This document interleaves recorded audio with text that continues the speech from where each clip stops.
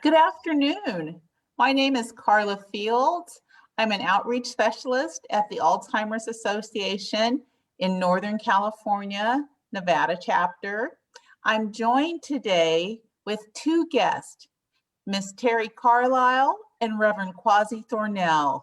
Thank you for joining us. We're going to be talking about some of our upcoming programs for African American outreach at the Alzheimer's Association. First, I'm going to ask Terry. Terry, tell us a little bit about yourself So, and how you got involved with the Alzheimer's Association and what's your connection to the disease. okay. Well, thank you, Carla.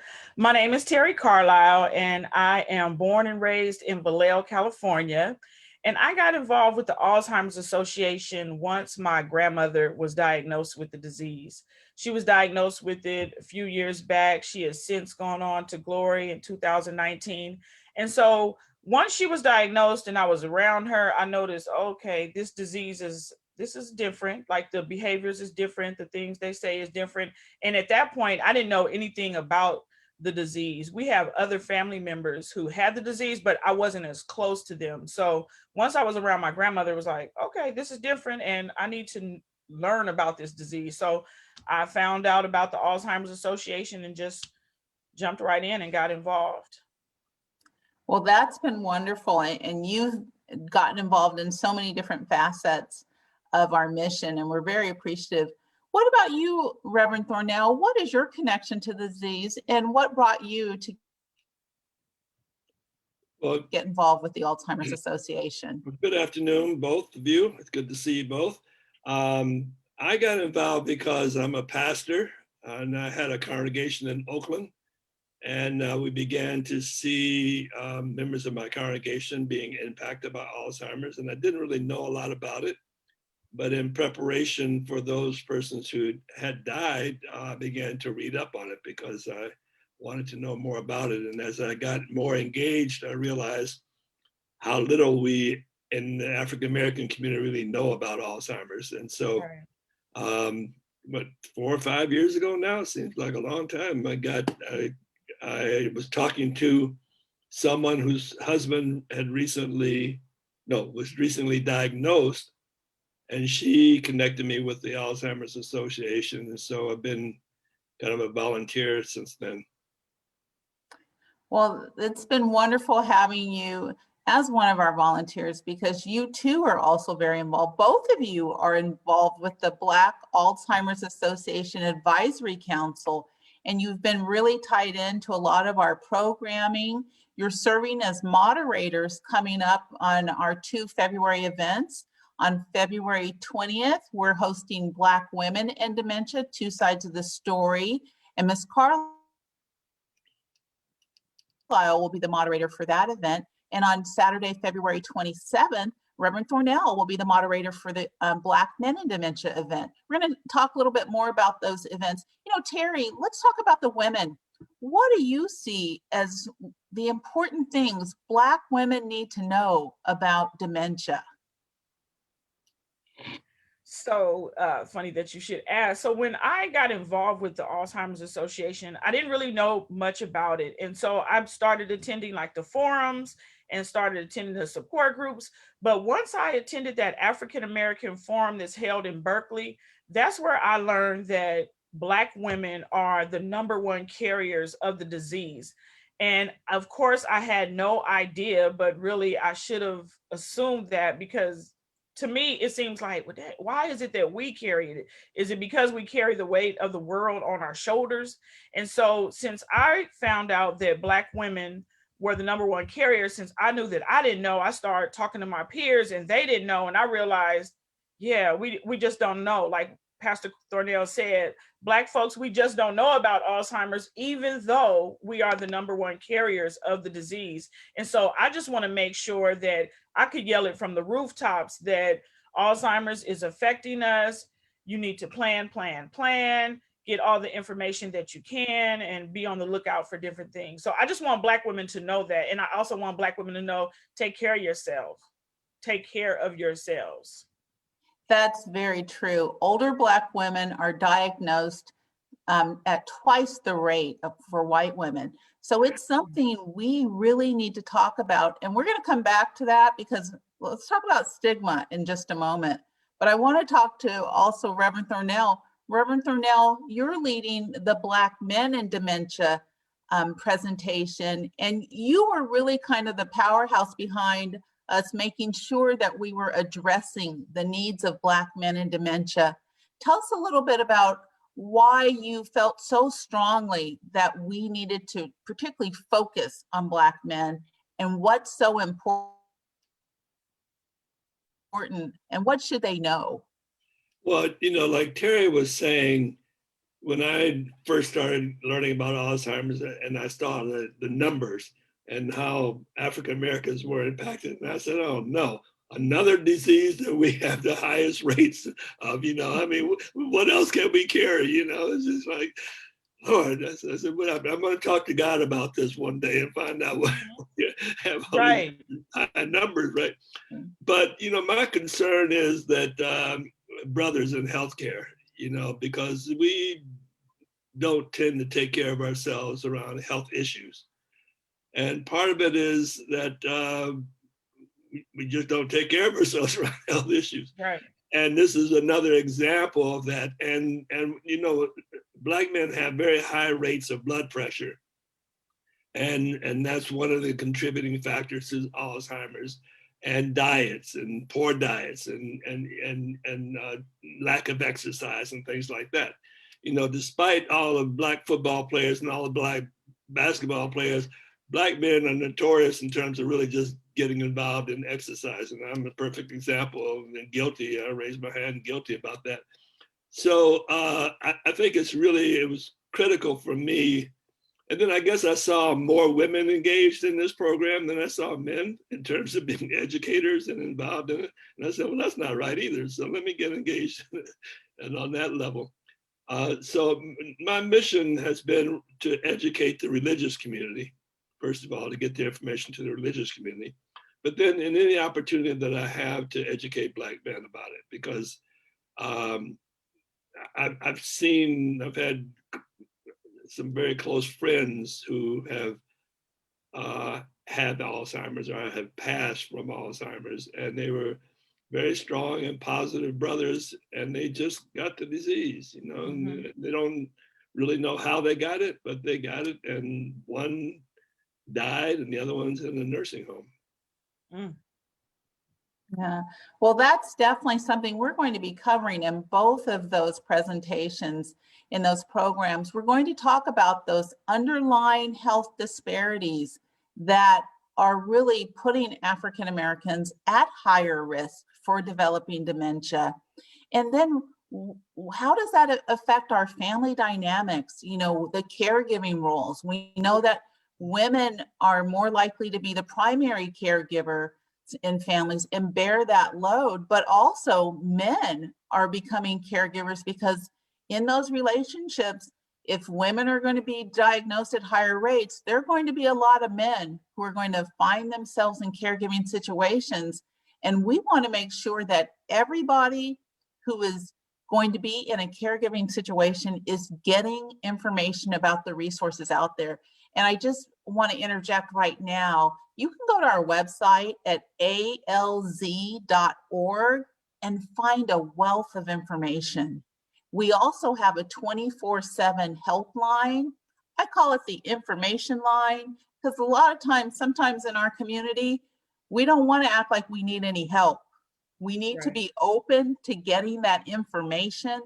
So that number is 1-800-272-3900. I'm going to say it again, 1-800-272-3900. You can register for those programs by calling that number. That number is available 24/7. So if you have a little question, call the number. If you're in a crisis, call the number. And if you're somewhere in between, call the number. I think Terry also educate yourself with all the information out there. Very true. So let's talk a little bit more, because we talked about those risks. It's Heart Health Month. Guess what? Heart health is brain health. So those factors that contribute to cardiovascular decline are also contributing to brain decline. We're talking about high blood pressure, uncontrolled diabetes, high cholesterol levels, obesity. All of those are factors. We're hearing more and more about health disparities. How, Terry and Reverend Thornell, how have you seen people in your circles impacted, and how have they been able to get the information? I know you're sharing it, but how have you seen their lives impacted by, sharing that information about Alzheimer's and what the association offers? Pastor Thornell? Okay. Yeah. Well, I just know that the Alzheimer's Association has been very helpful in terms of getting information to families, and that's one of the, because people really don't know a whole lot about Alzheimer's, they don't know where to go to get help, and so to be able to share the information, the hotline information, brochures, and things like that with them. It's very important. And Terry hit it right on the head. Planning, because once you find out that you are impacted by Alzheimer's, your life is going to significantly change on many different levels. Dealing with your family, dealing with finances, dealing with housing issues, dealing with, and you need to have good, solid, correct information, not misinformation. And the Alzheimer's Association provides that information. So it's an absolute wonderful resource that I've turned to. And even people in California who have relatives in North Carolina, we can hook them up and get there with the local chapters there to get that information. So it's just a real blessing to be able to have this resource. Right. Very true. And I want to piggyback off of that. Carlo, you and I actually spoke before about how you need to start these conversations a lot earlier with the younger people in your families. The 20-year-olds, the 30-year-olds, they need to know that, and this isn't even just with Alzheimer's, this is with any disease, with your grandparents or your parents aging. There may come a time where you have to step up. And so they need to know that, no, you might have to come sit with grandpa for a little while. And this is what it looks like. Because what I want everybody to understand is that the person has the disease, but it's still that same person that just can't remember like they used to, or they might be a little more irritable because of the disease, but it's the exact same person. So if your father was awesome to you, raising you, or if your mother was awesome to you, raising you up, it's not a time for you to just toss them to the side. It's time for you to step up and realize, okay, well, you know what? They did what they had to do for me. Now it's my time. So now I might have to put this aside, but now it's my time to take care of my parents or my grandparents or my aunt or whatever the case may be. But you definitely need to get younger folks involved and educated a lot earlier. For example, I'm overweight. I'm not gonna lie. Everybody know I'm overweight. I'm fat. That's what I am. Had somebody said, Terry, you might have a higher risk of dementia if you get over a certain amount of weight or something, I may have done something else differently. I may have fought this weight thing differently. But I just thought, oh, you get overweight, you might be on high blood pressure pills, take a pill, you'll be fine. But dementia is a whole nother ball game. So I just want young people to know that, like, watch what you eat, watch your activity. Because this is Alzheimer's is a terrible disease that you got to fight. Mm-hmm. Very true. And that's true. I mean, Alzheimer's is one of those diseases. There isn't a cure for it. The Alzheimer's Association is the leader funder of research, but until there's a cure, we have to focus on preventative. And knowing what we know, that those risk factors that put us at higher risk, we at least want to know that, our lifestyle can lead to higher risk. Mm-hmm. And so, sharing that information, I think is critical, because there's, there are pills out there, Mm-hmm. but they only treat the symptoms. They don't cure the disease. And Terry, when you mentioned about that person inside there, it reminded me of a poem. You coordinated an event. I can't remember the name, Peanut Butter Bands and Jams. And your Yes, pastor shared a Poetry band poem. day. Poetry Bands and Jams. I know it's PB&J, but your pastor shared a poem, I'm Still Here. And it focused on that person that you know and love is still in there. And sometimes you'll see glimpses of their old self. And this is a personal journey for me because my mother has been diagnosed and I'm her caregiver. And so we have those moments where I see that former person she was, but she's always still that person.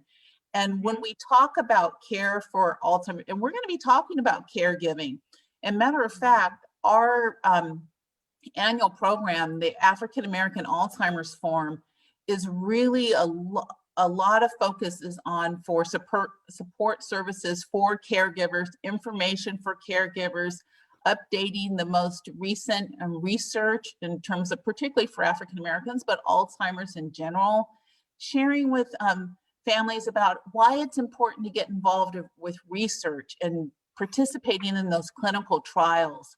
Because if we're not a part of the clinical trial, we're not a part of the cure.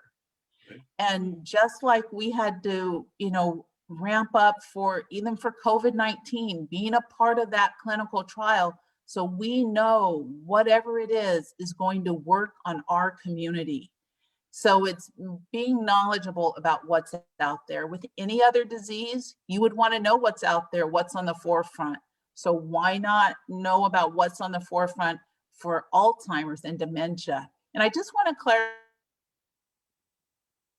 clarify, because we use the terms back and forth. Dementia is an umbrella. Alzheimer's is one form of dementia. There's also vascular dementia, which tends to affect a lot of African Americans because of the high blood pressure. There's frontal temporal lobe dementia and Lewy body dementia. Those are the main four as a part of that dementia syndrome. But just remember that. So Alzheimer's is more common, but also the other diseases affect African Americans too. So I just kind of want to wrap up a little bit as we kind of recap. We've got our events coming up this weekend, and Ms. Carlisle is the moderator for Black Women in Dementia. Reverend Thornell is the moderator for Black Men in Dementia. And my goodness, do we have experts? We've all been in our little prep sessions, and I think I think you would both agree that the information that's going to be shared is really insightful. The experts we have on there, I mean, there's just a dynamic and synergy that I think people attending are going to want more. Reverend Thornell and Terry, would you like to share anything else about our upcoming events? I just think that we've all been on Zoom calls with family members and work and all this. So this is, this looks like another Zoom call we need to get on to. But understand how important it is that we have the correct information. And most importantly, and this is something that I always say, you're not alone in going through dealing with Alzheimer's. You don't have to be alone. And I know a lot of people, are fearful about it because it's an unknown factor. But the people that are here for you to help you get through this, and we want you to take advantage of those offerings. Thank you. Terry, you want to add to that? Sure, might as well. So ours is titled Two Sides to Every Story. And I know that you all have heard there's two sides to every story, and then there's the truth. So this day is going to be an hour of power with the truth, the whole truth, and nothing but the truth. We are going to be joined by two dynamic women, Miss Tina Thomas, who says you either pay or you're going to stay. So I'm looking forward to hearing from her again. And then we're going to hear from Dr. Farhan Gothram out of UC Davis. She has every letter in the alphabet after her name. So I'm just excited about the Black Girl Magic and the information that is going to be presented, because I have a few friends whose parents have been recently diagnosed, and so they're like, I need the information. So I'm just excited about the opportunity to present everyone with the information. Yeah. Thank you, Terry, for sharing our experts who will be joining us. On the men's side, we have Dr. Carl Hill. He is the Chief Diversity and Equity and Inclusion Officer at the Alzheimer's Association. We also have Dr. Robert Turner, who is an added guest because he and Dr. Hill have worked together, and Dr. Hill said we should have him on our program. He's a professor at George Washington University, and he specializes in the research on health disparities in dementia. And we also have Mr. Leon Carson, and he is a community representative in the Sacramento area who has had experience as a caregiver. So we're bringing all facets to the story to share their important information about Alzheimer's and dementia and how it impacts the African-American community, African-American women and African-American men. And we hope that you'll join us. You can register for these programs by calling the 1-800-272-3900 and register today. Once again, that number is 1-800-272-3900. We hope that you'll join us these upcoming weekends for these important programs. Thank you for joining us today. Thank you, Ms. Carlisle, and thank you, Reverend Thornell, for joining us for this conversation about our upcoming programs. Have a great day, everybody. Thank you.